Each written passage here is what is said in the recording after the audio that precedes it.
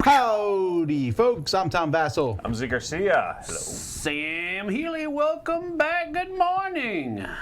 Good morning. Good morning. We've talked the whole night through. And in the morning, I'm making waffles. Okay, so you can do movie quotes, but you don't watch musicals? Come on, man. Musicals. Unless Donkey sings in it, I don't want to know. All right. Anyway, it's time for another live board game breakfast. Blah, blah, blah, blah. Let's go to the news.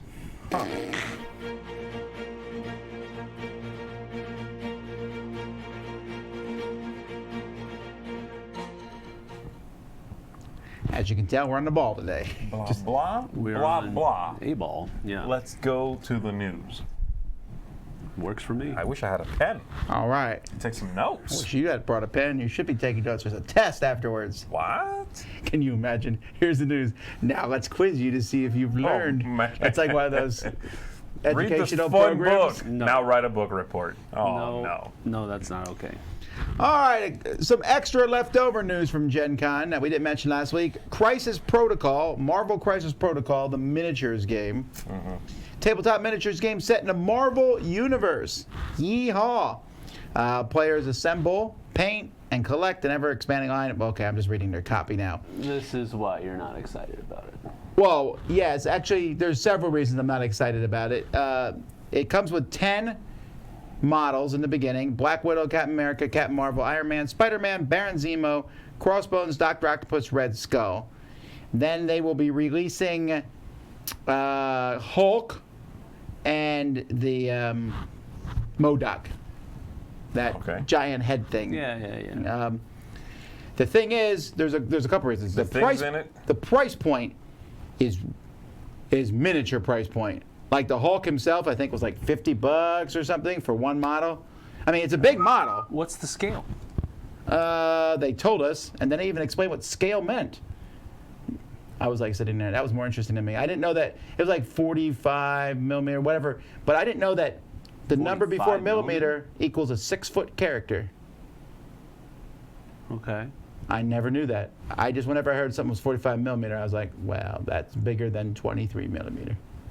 Yeah, by Yes, it is. about 17 millimeters, approximately. No, but I mean, that's all I knew. They said it was bigger than usual, so it's slightly bigger, I think, than the typical miniature, which is, I guess, 40. Sure, so that's one reason price point's pretty high. The other reason is maybe these are 40. Is then. putting the miniatures together. It looks like they're following the miniatures from, what's the Warhammer line of games that you overly like? Undershadow, Fire Spout, That's right. Warhammer, it's Shade and Underoos. No. Dread Vein. Underworlds, right. Dread Fane. Well, if you, Just there's pick a a couple video. of things that sound kind of dark. There's a video. Shadow Ghost. We are pretty dark in here. I'm not sure why, folks. Because the backlights. Warhammer Underworld.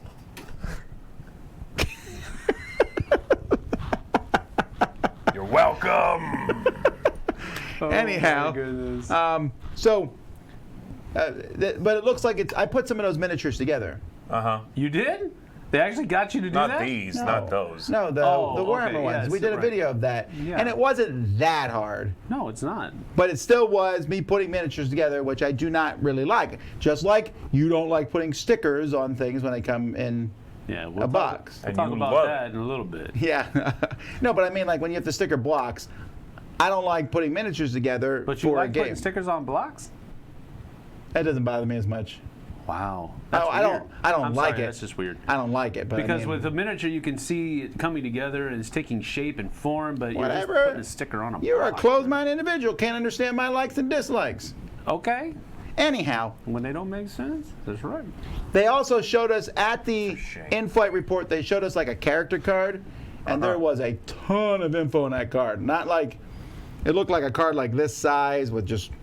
It just looks like there's a lot of information. It looks like it's a fairly heavy miniatures game. So that's another thing. And then also the fact that there's 10 figures released.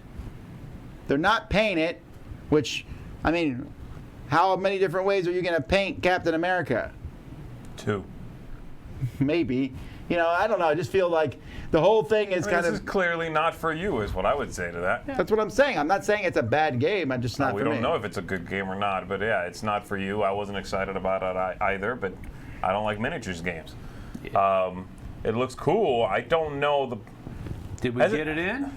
No, I don't think It's this not is even ready. Yeah. Yeah, it's not ready at all. They were showing them basically prototypes at the con. Okay. So we'll have to wait and see what how the game, what kind of reception it gets. Yeah, I'm curious what reception it will do. But anyhow, they also announced Marvel Champions, the card game. Now, this we did get a chance to play. I have to say my initial reaction to the news was a bit skeptical because it's another living card game, and how much of these do I want to get into? It is a cooperative card game. You can be one of 5 different heroes from the base box: Captain Marvel, Spider-Man, She-Hulk, Black Man. Panther, and Iron Man. And they will be releasing. You fight against like one bad guy. Like when we did our demo game, we fought against Rhino. He was the main guy that we all fought against. And then they told us that he was a very easy level, and we won. and it wasn't that hard, I think. Slap that fool around. Get out of here. Go back to the zoo. But you son. could also mix in like other things into the deck to make him harder. Like there was a bomb threat that was mixed in the deck that would show up, and then we had to deal with that. Then you could play against harder enemies, and then more heroes. You said it was very similar to Lord of the Rings. It was, yes. This is clearly inspired by the Lord of the Rings living card game. And it's the same development team. It's the same people who made that game made this game. I thought it was really clean. I really did enjoy it a lot more than I thought. It felt very cooperative. I think I might probably enjoy it slightly more we played with 4. I might like it with 2 or 3 better, maybe. Sure, right. Just as many of these games are. The artwork's fantastic. Sure. And the whole thing looks good, and I think Marvel fans are good. I think this one, I'll make the call now, this one will do way better than the miniature one. Well, as do most card games versus miniatures. Well, I think it's ease of accessibility. I mean, whatever. Woo! All right. Vampire the Masquerade expandable card game is coming from Renegade Game Studios. So I was very surprised by this news when I first heard it. Well, that's because Resurrecting, pardon the pun, Vampire the Masquerade, the card game, that's wild. It's one of the final old big CCGs that hadn't made a comeback yet. they still haven't. They brought back Doomtown. Yeah. And they brought back Netrunner, right. They haven't brought back Jihad yet. What's this? I mean, really. Oh, that's what this is? Yeah. Oh, well then there you go. They haven't Yeah. brought back Marvel 7th Sea? Overpower. Come on, get out of here. It's like good games. Hold him. I'll hit him. Anyway, it says expandable card game, so I'm assuming it's not collectible. I'm assuming it's a living card game and they can't say that. Yes. All right. What happens if they put it in quotes? I wonder. Vampire the Masquerade living card game. Then the lawyer will give me a call. All right. Tapestry, have you heard of this? I have a little What? bit. I'm not sure what it was, but I heard something about.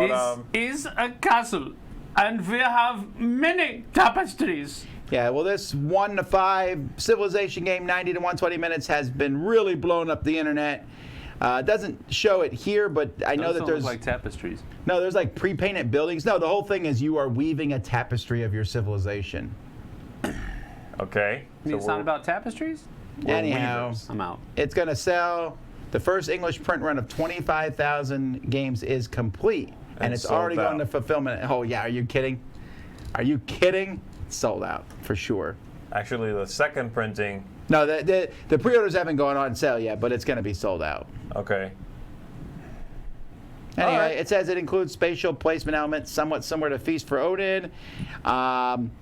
I'm sure A, it's a well-designed game. B, fantastic components. C, people are going to go crazy over it. Is there a lot of information about this out there? Yes, because he's releasing like a new thing every day So, about okay. it. All right, there is Artwork some. is also on point as well. Well, No, sure. no, I no, mean, the it's thing's a cool. good-looking game. I just think it's. I wonder how much information is out. How justified is the fervor is what I'm asking. And maybe it is. Maybe there's enough information that people are making Captain informed Anti-Hype over here. informed decisions. But I somehow figure it just says Stonemeyer and it's the company's hot right now. People just go, oh, I need it. Because the games I bought at Gen Con are old, busted games. It's been like a week, okay? Get that out of my house. Yeah, we definitely been talking about this in the Cult of studio. the unreleased. Alrighty. Well, here's some news about games that are pretty much released. Ravensburger, 3 new titles. Villainous Evil Comes Prepared, which has Scar, Yzma, and Ratigan. Right. Castles of Burgundy, new deluxe 20th anniversary, and Las Vegas Royale, new deluxe. I'm using deluxe in quotation marks. They're just normal looking games. But they are certainly bigger and probably nicer looking than the original games were. I'm curious to see what that Castles of Burgundy, what the guts of that look like. Because they haven't shown anything except the cover, I think.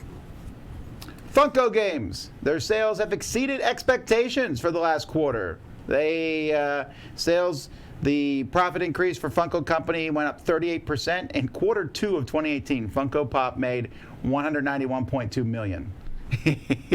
So if you can call those Funko Pop things as stupid as you want, but people like them. That's a lot of money. That is. That is. Molly? I was going to say moolah and money at the same time. I said Molly. That's a lot of moolah. It should have been Mooley. Mooly, that's a lot of mooly. Mulney. Mulney. Why are we still talking about this? I don't know. Next thing, Asmodee Group announced the acquisition of Lion Rampant Imports.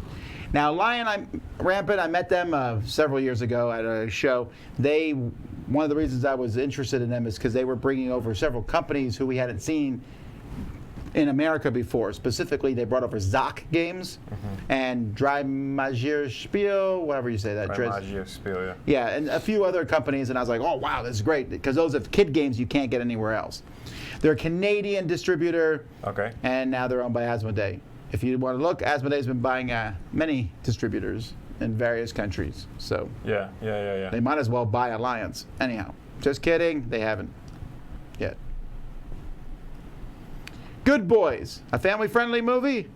It's rated R. What's going on? Yeah, the whole commercials that they've been doing for this movie is they keep telling the kids that are in the movie, they're like, you can't watch this movie that you're in, because that's how bad it is.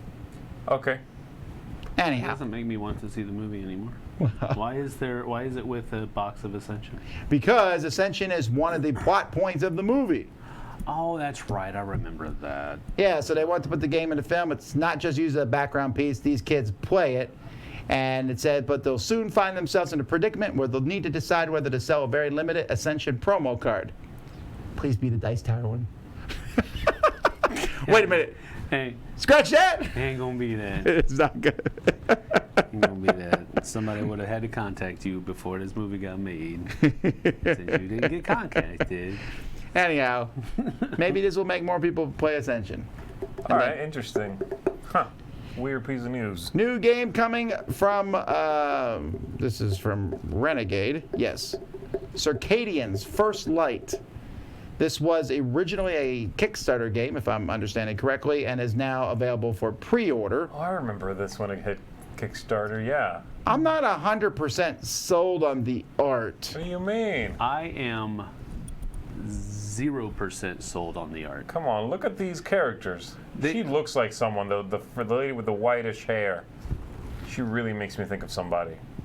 Well, actually, they both do. I don't know that it's bad. It's And just... that fish dude, I went to college with that cat. You always had to stare, you know? You had to be the one to blink first. Yeah, those two fish people are like looking into your soul. They really are, man. It's like they need a third eyelid to cover those eyes or something. I don't know. Oh. All right. Well, they're aliens. Don't be alienist. I'm not. I don't like this artwork. I don't like it at all. Although I do, the game itself in the corner, that looks pretty cool. Okay. That looks neat. Yeah, I remember seeing this when it first came. But this must have been an acquisition that Renegade made after the Kickstarter was over? Sounds like it. Okay. Alrighty, Genius Games has acquired Artana Games. So Genius Games is the company that makes the really cool science games. I just this week yesterday, I believe, Periodic went up. Great games with cool science themes, and it's educational, really cool combo. Artana, with their tagline, memorable games, makes games, some of them fairly forgettable, but they did Tesla vs. Edison. They also made historical/science games that were pretty good sometimes, and sometimes obviously needed development. So I'm hoping the development team from Genius Games can take these cool ideas from Artana and make great games. That's interesting. So this is Science company by science company. They're the Science Asmodee. Weren't they more historically? Seismodee. So it's science buying history almost.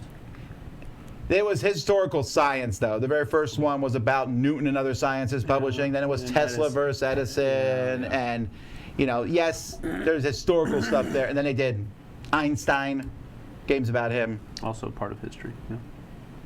Yeah, science is part of history. Just trolling, man. Stop getting When triggered. they need to be coming out with like a Mike Sorry. Tyson versus.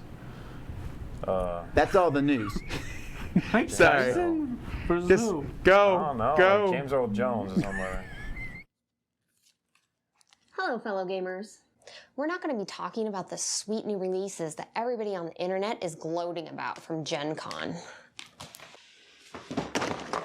And we're definitely not talking about the Gen Con crud Armageddon of 2019. Ugh, why does Gen Con hate me? No, today we're going to be talking about the pinnacle of board game hotness. Featured this week, we have On the Rocks by Pen Tree Games, which is for 2 to 4 mixologists looking to play as a young bartending Tom Cruise, as players will be drafting ingredients from the mixing area to fulfill customers' orders by collecting sets and arranging those in the correct glasses for 45 to 90 minutes. Players will also utilize tips to dominate the board and have to deal with customer complaints. Getting a tall drink of this game to your table starts at $55. Next up, we have Adventure Tactics by Latiman Games for 1 to 5 adventures with the need to multi-class. That's right, folks. You'll fight cooperatively through this choose-your-own-style adventure campaign for 45 to 90 minutes, all while building the character of your dreams with variable player abilities. This little adventure starts at $75 and has 5 different endings, allowing you to drive yourself crazy by shuffling back and forth between those pages to find them all. Speaking of confused adventures, we have Rune Stones by Queen Games, which pits 2 to 4 druids against each other as they summon sets of creatures and cards to gather resources and forge artifacts for 60 to 90 minutes. In this hand management game that costs $45 and makes you wonder where all the peaceful druids went. Lastly, we have Sleeping Gods by Red Raven Games for 1 to 4 shipmates looking to explore the open seas in this storybook campaign with over 10 to 20 hours worth of gameplay, as players will be making long-lasting decisions in this game that will have multiple outcomes, putting this hand management style game at a starting cost of $70.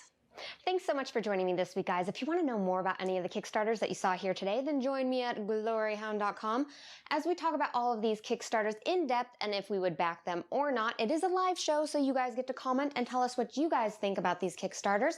And other than that, I will see all your lovely faces next week. Today, there's a few people that are gonna become war gamers. Why, aye, Captain! Aye, aye. The World War II Tactical Combat Card Game. I'm one of those guys that when I get a game, and I really like a game, I like to get all the expansions. I'm a completionist. And here in Warfighter, there's a lot of expansions. Is that why you don't have enough money to send me to school? God, you're ugly. First of all, I'm homeschooling you. Look, pop quiz. Name your German submachine gun. An MP40. See how smart you are? That's all you need to know. This is the core game. You get 280 cards. This is the Pacific expansion. You get 390 cards. And these are just some of the extras I have. And each of those boxes you see there is an expansion of 52 cards each, unless some expansions come with 2 decks, making it 104. How did you know there was that many cards? I added it up. What's editing? We didn't get to that lesson yet. But, I'm 15. I had a couple of years. And I know some of you noticed that big green box. Well, where else you gonna put all those cards? There they are, snug as a bug in a rug. I don't want to be a bug in a rug. Shut up. How do you play the game? Here we go. Oh, one more thing. You can play this game solo or with 6 people, and it's moderately easy. Choose a mission card. It's called a country stroll. Resource points is the maximum amount of cost it takes to build your team with equipment. So basically, you have $48 to build your team. Objective is how many spaces away from your starting point the objective will be. So the objective says you put it on number 6. That's it. With loadout, each player has a certain amount of loading capabilities you can have. Well, this will give you -1. Why? Well, life is hard. That means you got $1 less. Boo-hoo. And that little flavor text says each time you play a nature card, well, you lose 1 space. What's a nature card? Well, you're having a pee. So you're not holding the right gun. You're gonna get sniped. Well, think about it. You gotta pee even in wartime, and you're susceptible to fire. So to get to your objective, you have to lay down locations. Each location offers you different enemies that you have to take care of. And there's a timer. It's stress. It's war! Bah, that guy's scaring me! I know. I've just scratched the surface with this game. They even have a zombie expansion and have a Kickstarter with a Castle Frankenstein expansion. Anyways, thanks for watching. If you want to know more about war games, please check out my channel, No Enemies Here.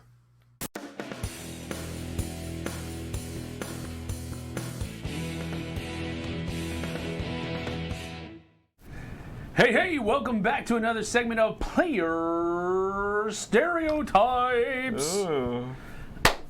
So, today, as you can see on the screen behind us, What is it? we're talking about the actor. Acting!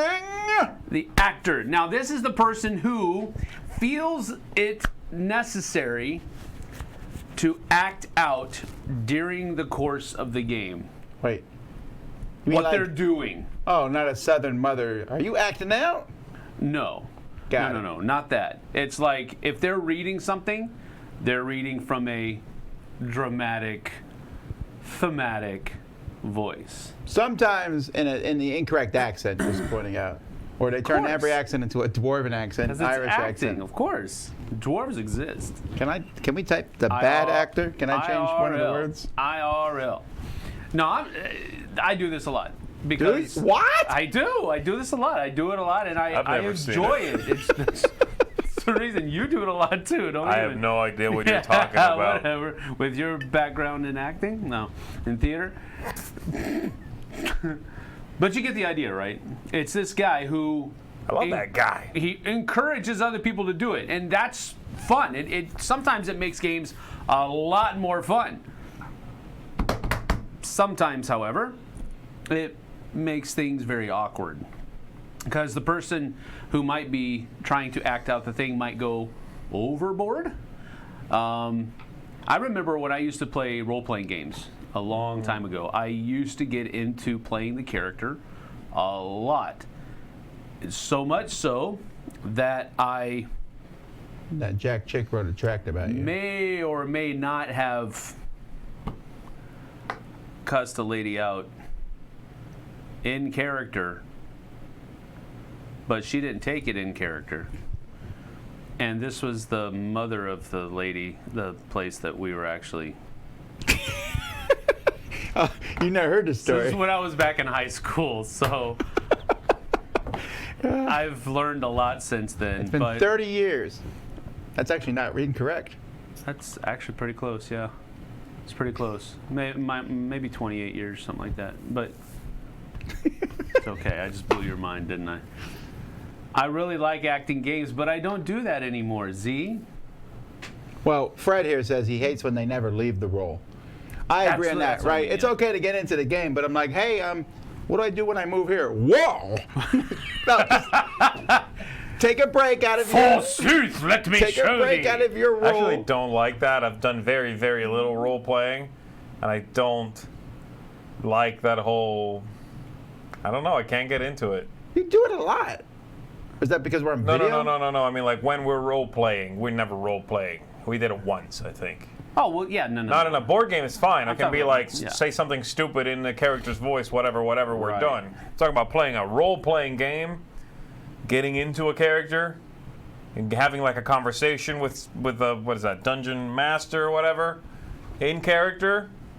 I just can't get into it. I do it to be silly, but when the other person's not silly, Then I it's feel weird super for me. awkward. Yeah. I don't really get into it. I don't know. I'm okay with doing like a quip in an accent or something. Mm-hmm.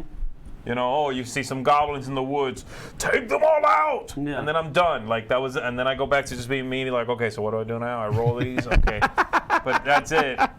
I don't know. Some people who get into it and stay in it, super awkward environment. I've seen you play Sheriff of Nottingham, though.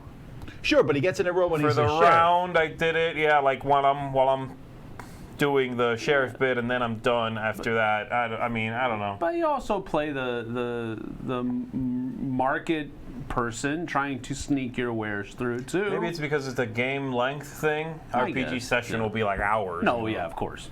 I don't know. No, I'm not talking about that from my past. That was just an example of where it went completely the wrong way. But I'm talking more about board games here. Yeah. Not role-playing games. I think it's ultimately about reading the room, whether you should be engaging in it a lot or not. Oh, so I was going to bring that up. There are Yeah. times where I'm like, oh, Everybody's looking at you sorry. like- Yeah, if the room. You just want to move the pieces and not talk. Got it. Yeah. If you're not reading the room right, you're gonna be just. Not only are you gonna make yourself feel bad when you realize you're being foolish or gonna be awkward, coming yeah. across that way, but everybody else is looking at you like, "What are you doing? You're not. yes. You're not playing this game the way that everybody else intends to play it right now." Mm-hmm.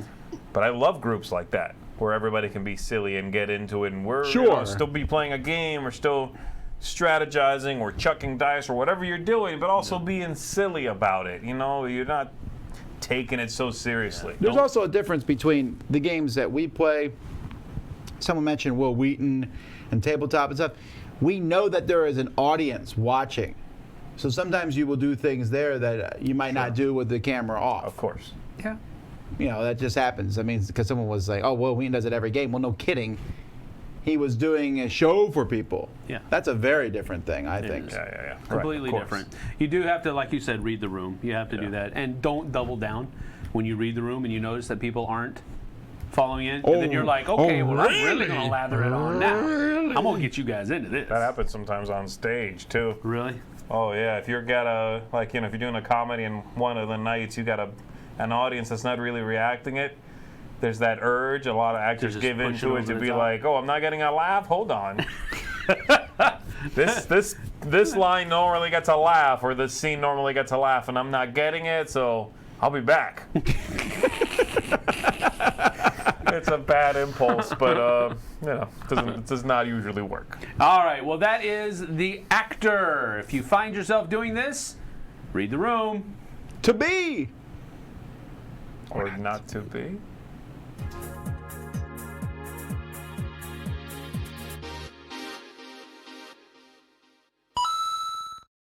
Hey guys, Mental Health Minute is back, and I want to talk about analysis paralysis.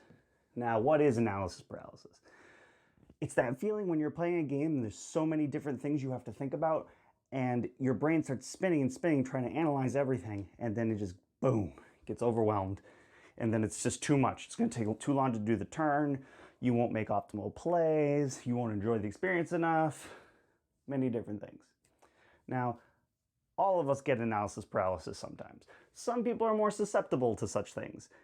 You usually see big Euro games like the ones behind me that are really bringing people to that. But sometimes story-based games can give you analysis paralysis. Anything can.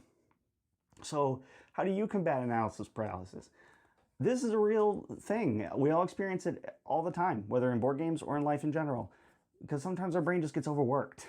It's too much at once. It's too much feedback. You might sometimes get analysis paralysis with a game that you've played hundreds of times, and just this time randomly you got analysis paralysis. How did that happen? Well, your brain is triggered by a lot of things, and the events of the day have a lot to do with it. So if you've had a really eventful day, sometimes it will contribute to how you interact with the board game. Or it could do the opposite. And you could really be playing board games all day, and then your brain could need a rest for the rest of the day. It really depends on your day, your experience, and how your body takes in information. Just because this person gets analysis paralysis for this game doesn't mean this person should have any reason to. It's a common thing to happen, and it's okay to happen. Sometimes that's why I like to play a small micro game in between the bigger ones, just so I can balance that. Do you get analysis paralysis? And if so, what game? Comments below. Let me know. Enjoy your breakfast.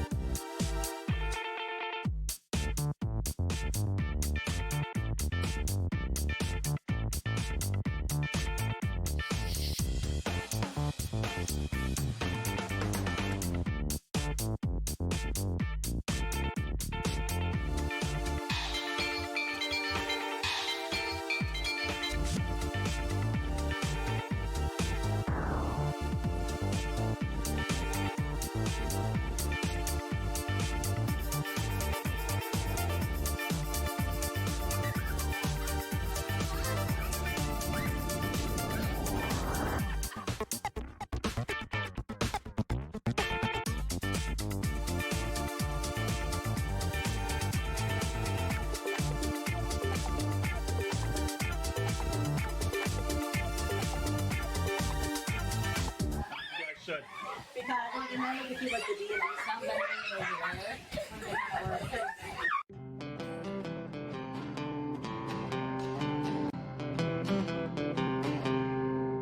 That game's really hard. It's smart that they made the cards black. now you know how it feels. Because the markers are black, so when you get smudges on the cards, you can't see them. Over the past year, we started getting together with my cousin Ian and his family. And at first, we weren't sure how it was going to go, because we have small children and they have small children. But ultimately, even when things don't go perfectly, it always works out. And I would encourage people that have kids, don't wait. Don't wait for your kids to be older to get together regularly and play board games, because you're going to be missing out. You don't have to have a perfect scenario, a perfect setup to have a great time playing board games. Be flexible and don't sweat the small stuff. Board gaming and playing D&D isn't about being perfect. It's about having fun. So anyway, that's how we feel about it. I hope you guys enjoyed this video, and we'll see you next time.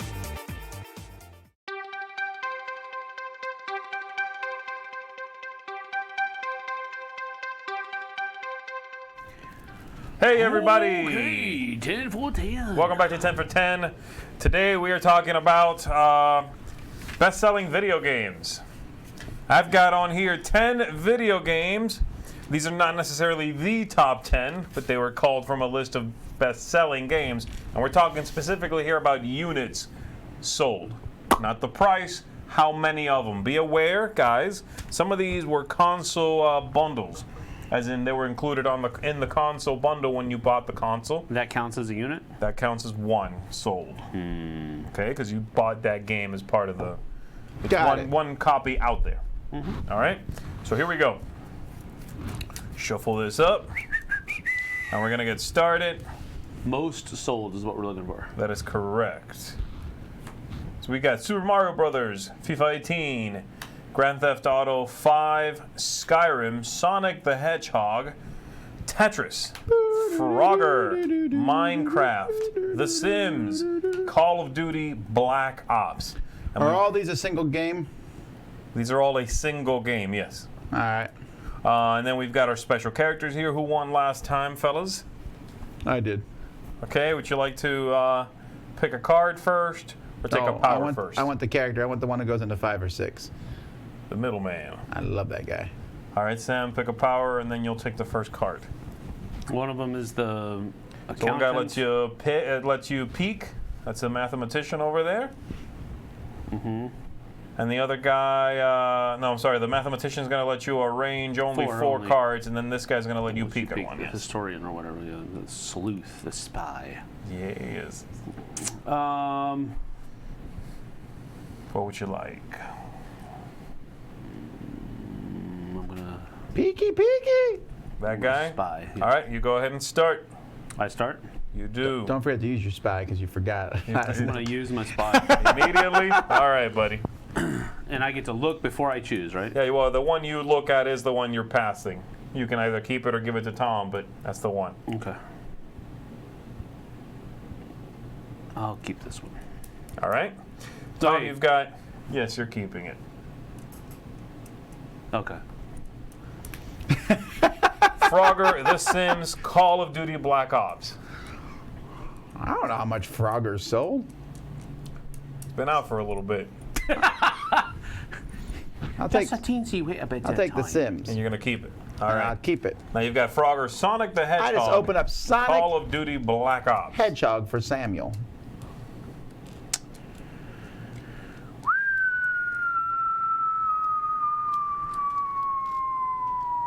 Is there a bomb falling? Call of Duty, baby. Tetris, Sonic the Hedgehog. Tetris, me. For you? Okay, there you go. You realize it's a free game now, right? Doesn't matter. I feel like it's number 1. I think. Okay. All right. Go ahead and take Frogger too. I did not want Frogger. Again, none of these are technically bad. These are some of the top 50 best-selling games ever. The 1 is bad. No, the 1 is better than... Well, you're right. In this game, the 1 is bad. It is bad. Also, you're bad. I'm bad. I'm going to give right. Sam Skyrim. Interesting. I don't know if that's right or not. Maybe you should. Where's the sequel? The Skyrim! It was called Fallout 76. I don't want no Fallout game. I want the sequel to Skyrim. Skyrim 76. That's a very different game. All right, who's up? Sam has a choice of 1. You can either keep it or give it to him. I would be mindful. Would you like to peek again? You can't. That's how it works. Alrighty, I'm going to take FIFA, which gives Sam both of those. Huh. This is going to be a very interesting outcome, fellas. Go ahead and line up your games from the one you sold the most, you think sold the most copies, to the one you think sold the fewest copies. So is it going to be a declining number then? Yeah, so you want the 10, 9, 8, 7, 6, ideally. You're saying Sonic the Hedgehog is somewhere in the middle of the pack? 5 or 6, yeah. You can go on any card on the table, okay? I know. All right. So Sam is saying Minecraft, then Super Mario Brothers, GTA 5. Again, I have no idea about any of this stuff. Yeah, a fishing game called COD, Black Ops. And then Skyrim. That was part of, I know that was part of, and that was part of bundles. And that was part of bundles too. I'm yes, sure. a lot of these were actually, almost all of these were parts of bundles. Parts of bundles. Yes. I had to go pretty far down the list. I don't know about any of those though. I know Tetris was. I don't know about Every Tetris. time I bought an iPhone, it came with I'm just going Tetris. to go with that. I'm probably wrong. But. All right. Here we go. Tom. I was close. So far, so good, fellas. Minecraft is the best-selling game of all time. It's 176 million copies. All right. This is 8 then. 1? The Sims went down that far? The Sims is the worst selling of all these. It sold 16 million copies. That's not bad. It's just way less. Oh, no! These two mixed up. 5 and 6 are busted. So you know that's not right. So 3? Wait, and then over here you've got 4 and Frogger. I feel like I might pull this off. So the order is Minecraft 176 million, followed by Tetris 170 million. I knew it used to be number 1. GTA 5 has sold 110 million. Really? All right. And then there's a massive drop, because really there's like 3 or 4 games that have sold a lot, and then it drops. Super Mario Brothers 48. Then we got Skyrim with 30 million, Black Ops 26 million, FIFA did 24, Sonic 23, Frogger did 20 million, and then The Sims, this is the worst one, with 16 million copies. It's not bad, it's just not 170. So there you go. So it As looks a like franchise, The Sims, I believe, is probably pretty like high. if you count Sim whatever, Sim 2. City, No, Sim Donkey, No. Sim whatever. Yeah, you I don't never know, played that I one. You mean, simulate a donkey. You all build of a donkey. all of these are franchise games. They are, but they're So- the No, No, unique I game. know. I've done research on this for a top 10 before, and I'm pretty sure Sims, You need to read. as a whole, was the best-selling computer game. I'm not 10 years ago. Well, yeah, maybe, maybe. You weren't even into hats back But then. I do know that Tetris, until I guess Minecraft passed it, but for a long time Tetris was number 1. Yeah, it's Minecraft now. Alrighty. All right, it looks like Sam whooped you. There's something about. Oh, we didn't do totals. I'm sorry. Oh well, you whooped him. 19 is my final score, Look at that. which Sam has almost with 2 cards. And I got that with 3 cards, man. What you talking? Got you beat with 3 cards. I don't even need these guys. So, What's it feel like? I feel like a good sport. All right, that's it, everybody. 10 for 10. Sam is our champ today. Not who wins, it's how you play the game. And you played badly. We'll see you on the next one. Hi, everyone. I'm Doug Jr., and this is a Fellowship of Me.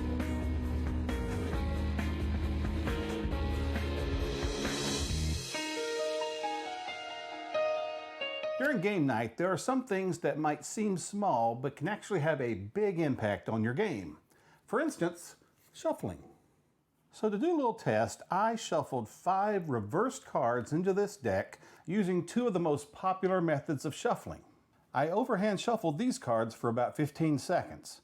The results showed that the reverse cards were still clumped together. Next, I riffle shuffled the same setup for about 15 seconds. The riffle shuffle did a much superior job of mixing the cards. Of course, not everyone likes a riffle shuffle because it tends to bend the cards, so be sure and ask first if it's not your game. Sleeved cards can actually be shuffled easier in hand by simply sliding one packet inside of the other. Because of the sharp edges, they slide right in and almost duplicate a riffle shuffle. You can also deal cards out to the table in random piles to mix them up really, really good, but of course this does take a little bit longer.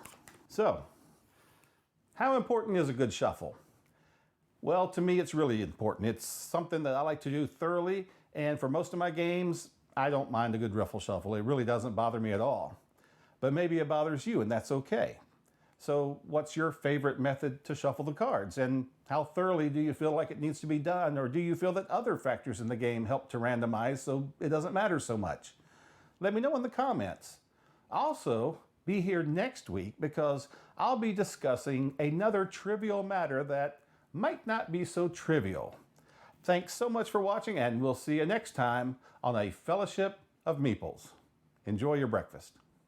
Hi folks, my name is Andy and welcome to Portable Gaming, a show about games which are fun to play in pubs and cafes. So today I want to talk to you about the last bit of the new hotness, Railroad Inc., which is a fantastic little roll and write game, which is perfect for pub and bar play. So Railroad Inc. is simple. You will take your dice, you will roll them, and then you will use the different faces that are put on here to try and perfect railroad on this map here, trying to score points for getting all the connected routes together, covering things such as getting many pieces in the center as possible, getting the longest road you can, getting the longest railway you can, and trying to avoid as many dead ends as possible. But of course, that's purely down to the dice face you get. Alongside that, there are some special ones you can pick, kind of fill out that space, and you're able to get the best points over 7 rounds. And that's pretty much it. My word, what a fun little game this is. It's so easy to get lost and just rolling the dice and finding the pieces and kind of spending ages going back and forth with the great pens they provide and just being kind of stuck with this beautiful mixture of real satisfaction as you draw on the really interesting routes and get everything the way you want it to do, mixed with pure abject frustration as you can't get the right pieces but still being so totally engrossed. It's a wonderful little experience. plays really well pretty much anywhere. You need a space to roll the dice, and even then, I normally just use the box. These are great little player aids which you can wipe clean. I love a roll and write which has a sort of whiteboard eraser style thing. I don't like how to use actual paper because I just feel I'm really bad at that.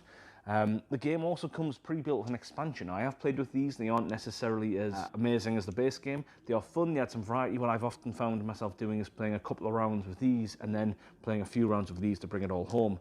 But this is fantastic. It's such a small little box. There are 2 versions, a bit like Pokemon. I've got the red version because that's what I could get. I'd have preferred the blue if I could have got a Sandshrew. But other than that, folks, that's what I'm talking about. This is a fantastic little game, and I highly recommend it. That is Railroading. Anyway, I've been Andy. Thanks very much, and it's your round.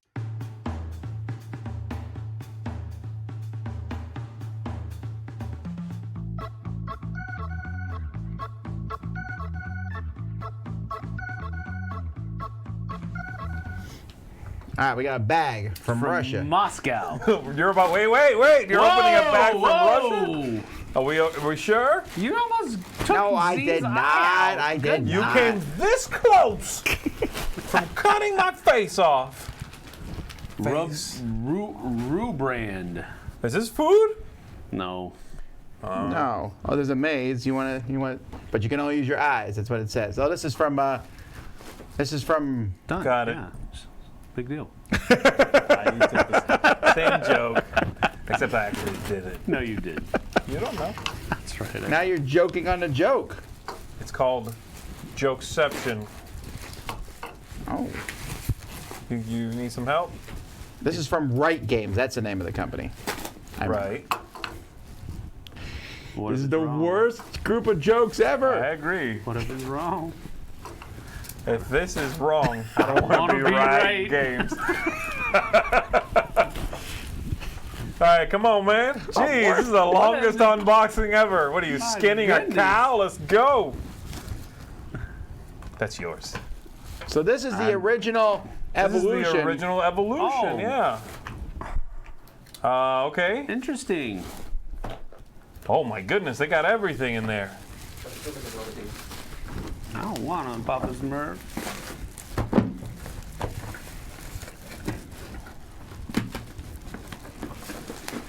These are cute. So, okay. Oh, that's neat. It's like foam. Oh, hello. That was neat. Oh, I like that. Wow. Look at this. It's gonna have to be one. repaired, but yeah, that looks good. How do I do that? Come out, please. Put it out there.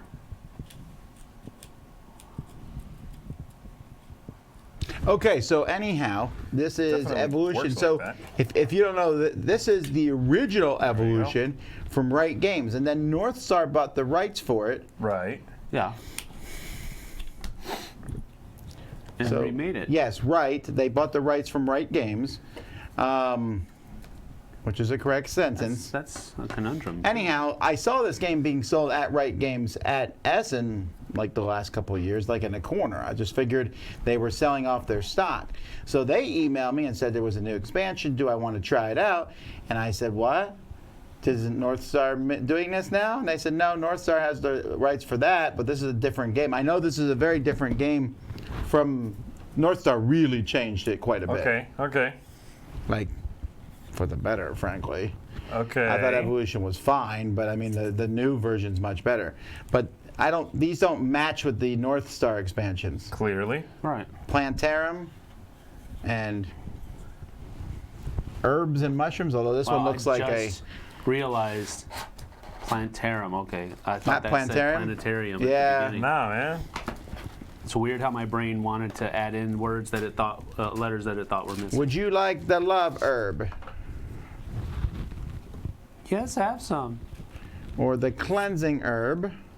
Well, or mind-numbing weed? I can see the positive effects of that. The carefree herb? Oh my. That illustration. Yeah. Well, he had some of the mind-numbing weed. Grinweed. Wait, are all these like Well, they all end You're the in one weed, showing dude. them, right? somnific flower? Okay, that's okay. Make it sleep. Here's an enlightenment mushroom. Mold fungus. That's just bad. An inspiring mushroom. But apparently it has medicinal value. I don't want to know what this guy. This has a frenzied fly agaric. Huh. Death cap. And madcap. Some shrooms. It's a shroom expansion. It is. I agree. All right. And weed. Weeds. Weed expansion. About weeds. That's what I said. It's a fun expansion. Herbs. Fun I like how they clarified that in the box. Fun expansion. As opposed to our previous If it doesn't say ones. that, like the Plantarum does not say a fun expansion, I assume it's a mean, punishing expansion. I like this. I don't know what it is, but I like it, and I'm It's gonna. the whole tokens. I'm just gonna It's a cool keep thing. messing with it. It's a cool thing. Ooh, look at it. Why are you putting your mouth I on it, wouldn't have man? done that after I opened up the shroom expansion. Do you guys want me to open something? Can I open the cute little one here? Open something, man. All right. Stop being a bump on a log. I'm gonna open this one. Hey, there's little tiddlywinks in here, or whatever you call those things. I found more plants. Oh, here we go again. Hold up. No, but these are. This is not the fun This expansion. is the boring Because there's expansion. no artwork. A carnivorous plant. They forget Grass. the artwork on it, or are you supposed to add something else there? Oh, look. Legumes. There's Laurasia. And Gondwana. And the Tethys Ocean. All right. I don't know what that means. Let me see what we got here. This is just a little rule book, and then I've got some cards. The cards show a skinny horse. Oh, that's a skinny trait. That's a very skinny. Oh yeah, right. Skinny. A carnivore that. Flighty. Wait, what does this one do? A carnivore that ate an animal of this species gets only one food instead of two. So you make yourself less attractive to carnivores? I'd still eat you. I don't know. Okay, and then some other things with a lot of words. I put my mouth on it too. I feel But this is hypocrisy inside everywhere. the box. Alrighty, well that is that. This is, I don't know what we're gonna do Neoplasm. with this. Regeneration. Again, it feels a little bit I don't know why someone from America would buy this over Hurting. the North Star game. Because we, as gamers, Edificator. love. Oh, should I do that? The whole thing? Like, oh, you used the U.S. version? Recombination. Right, the book was better. That guy. Sucker fish. Actually, that's a good stereotype for you. The book was better guy. The first edition was better. Nitocytes. That's the guy who you would bring out Evolution, and he'd be like, "Oh, the American one. I have this one. More hurting.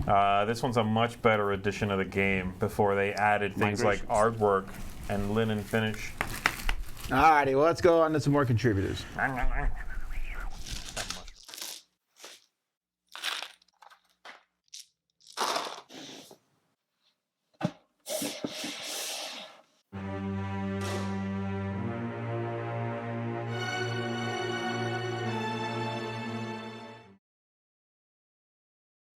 Good morning, everybody. My name is Aaron from the Board Game Brothers, and welcome to another episode of Mystery Component Monday, a segment where I show you a game piece, and it's up to you to try to guess what game that piece comes from. So, put on your thinking caps, because here's this week's picture.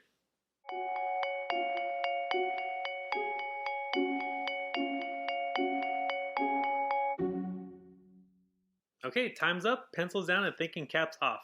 And the answer to this week's question is Gizmos.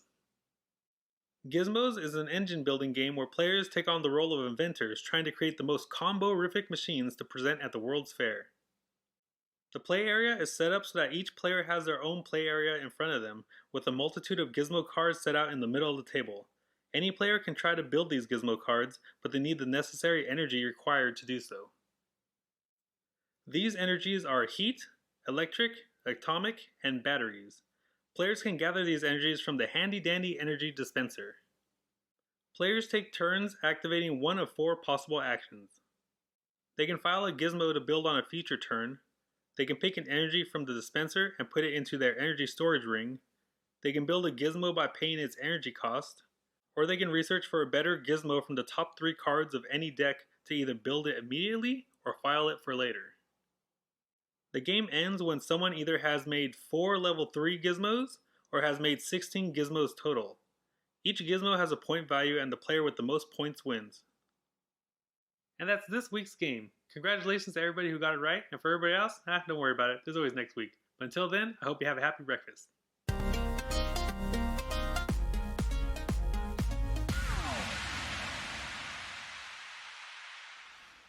This is Roy Canny, and this is 5, where I take a look at my top 5 things in a game. This week we're going to talk about the classic Dune, and they just reprinted the game. So let's take a look at my top 5 factions within Dune. So my number 5 is the Spicing Guild. So the guild is really cool because they want the game to last till the very end, but also they can get units down on the board like way easier than other people, and when other people bring units in, they have to pay you. So definitely a super interesting faction that can have a lot of money in the game. And then my next one is the Bene Gesserit. So the Bene Gesserit have really strong leaders, but they also get a thing where they get to guess who's gonna win the game at the very end, and if they're right, then they win the game instead of them. So it's like, are they allying with me because they want to try to force themselves to win the game at the end? Like, what's going on? How exactly are they trying to play things out? Definitely a very interesting faction. And then my number 3 is the Harkonnen. So I love the Harkonnen just because they get those extra traders. They get all sorts of different weapons and stuff in combat, so they can always be a lot more sneaky in these combats and just flip over a trader card to automatically win. Definitely a fun faction. And then the Fremen. The Fremen are always all over the board. They can only come on the board on like one side, and they're really good in the desert. They also don't have to worry about the worms coming up because they can just ride the worms and go wherever they want on the board. So the Fremen are definitely an awesome faction as well. And my number 1 is the Atreides. I just really love the fact that they're able to like figure out and guess and ask questions about the combat, and they're able to like play these mind games of like, okay, you played that card, you're gonna do that many units, okay, I know exactly how this combat's gonna go, and you can force the combat to win. So definitely tons of awesome factions in Dune, and I'm super excited to be playing the new game, and it'll be definitely awesome to do that. Thanks for joining me on 5, and I'll see you on the next one. And that's it. That was Roy Canady of Roy Canady. Dice Tower.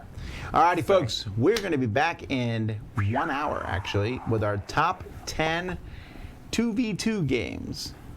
2v2. What's that?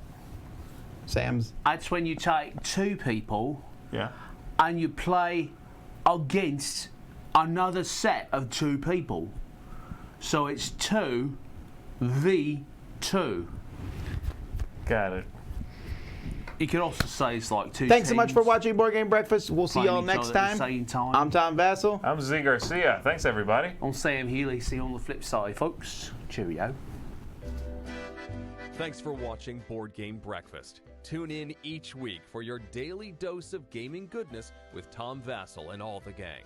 Until next time, I'm Eric Summerer, and you've been watching Board Game Breakfast, a Dice Tower production, sponsored by Cool Stuff Inc., an amazing place to buy board games. Cool stuff in stock at coolstuffinc.com.